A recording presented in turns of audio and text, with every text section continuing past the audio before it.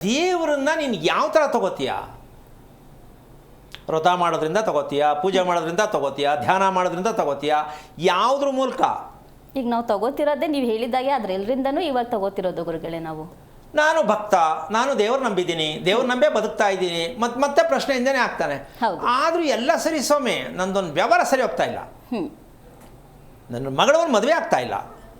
ಇದಕ್ಕೊಂದು ವಿಚಾರ ಏನು ಹೇಳ್ಬೋದು ಅಂದರೆ, ಏನಪ್ಪ ಅದು ಅಂತಕ್ಕಂಥ ಒಂದು ವಿಷಯ. ಗ್ರಹಗಳು ನಮಗೆ ಹೆಚ್ಚು ಕಮ್ಮಿ ಸ್ವಲ್ಪ ವ್ಯತ್ಯಾಸ ಆಗಿರ್ಬೋದು. ಗ್ರಹಗಳ ಬಗ್ಗೆ ಒಂಚೂರು ತಿಳ್ಕೊಳ್ಳೋಣ ಅಂತ ಕೇಳೋಣ ಅಂತ ಮನಸ್ಸಲ್ಲಿ ಬರುತ್ತೆ, ಕೇಳೋಕ್ಕೂ ಹೋಗ್ತೀವಿ. ಆದರೆ ನಿಜವಾದ ಗ್ರಹಗಳು ಯಾರು? ನಮ್ಮ ಕುಟುಂಬಸ್ಥರೇ ನಿಜವಾದ ಗ್ರಹಗಳು. ನಮ್ಮ ಕುಟುಂಬಸ್ಥರೇ ನಮ್ಮ ಕುಟುಂಬದಲ್ಲಿರೋರೇ ಗ್ರಹಗಳು. ಏನು? ಹೆಂಡತಿಯರ ಶನೇಶ್ವರ ಸ್ವಾಮಿಗೆ ಹೋಲ್ಸೋಣ. ಯಾಕೆ ಅಂದ್ರೆ ಅದಾಗಲಿಲ್ಲ, ಇದು ತರಲಿಲ್ಲ, ಸೈಟ್ ತಗೊಳ್ಳಿಲ್ಲ, ಮಕ್ಕಳು ಸ್ಕೂಲ್ ಸೇರಿಸ್ತಿಲ್ಲ, ನನಗೇನು ಮಾಡಿಕೊಡ್ಲಿಲ್ಲ. ಈ ಶನೇಶ್ವರನ ಗ್ರಹಗೆ ಯಾರು ಅಂದರೆ ಧರ್ಮಪತ್ನಿಯೇ ಶನೇಶ್ವರ ಸ್ವಾಮಿಗೆ ಸೇರಿಸೋಣ. ಬೈಕೆ ತಾನೆ, ಆತಂಕ ತಾನೆ, ಅನುಮಾನ ತಾನೆ, ನೆಮ್ಮದಿ ಇಲ್ಲ ತಾನೆ. ಹೆಣ್ಣಲ್ಲಿ ಇಷ್ಟೆಲ್ಲ ತುಂಬ್ಕೊಂಡಿರುತ್ತೆ, ಗ್ರಹಗಳಲ್ಲಿ ಶನೇಶ್ವರನ ಕೊಡೋಣ. ಇನ್ನು ಮನೆ ಯಜಮಾನನಿಗೆ ಯಾರು ಕೊಡೋಣ? ರವಿ ಕೊಡೋಣ. ಇದು ಗ್ರಹಗಳಲ್ಲೂ ರವಿನೇ ಯಜಮಾನ. ಈ ಮನೆ ಯಜಮಾನನಿಗೂ ರವಿನೇ ಕೊಡಬೇಕು. ಅವನ ಕೆಲಸ ಏನು ಅಂದರೆ ಎಷ್ಟು ಬಂದರೂ ಉಳಿತಾ ಇಲ್ಲ, ಏನು ಮಾಡಿದ್ರೂ ನೆಮ್ಮದಿ ಸಿಗ್ತಾ ಇಲ್ಲ.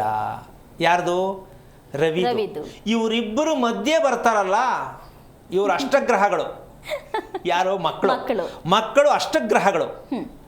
ಏನು ಆಶ್ಚರ್ಯ ಅಲ್ಲ?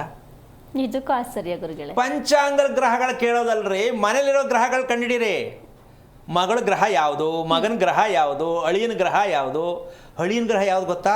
10ನೇ ಗ್ರಹ. 9ಕ್ಕೆ ಮೀರಿ 10ನೇ ಗ್ರಹ ಅಳಿಯ. ಯಾಕೆ ಅಂದ್ರೆ ಅದು ಬಗೆಹರಿಯಲ್ಲ ಅಂತ ಅಪ್ಲಿಕೇಶನ್ ನಿಮ್ಮ ಅಪ್ಪನ ತಗಿಸ್ಕಬಾ.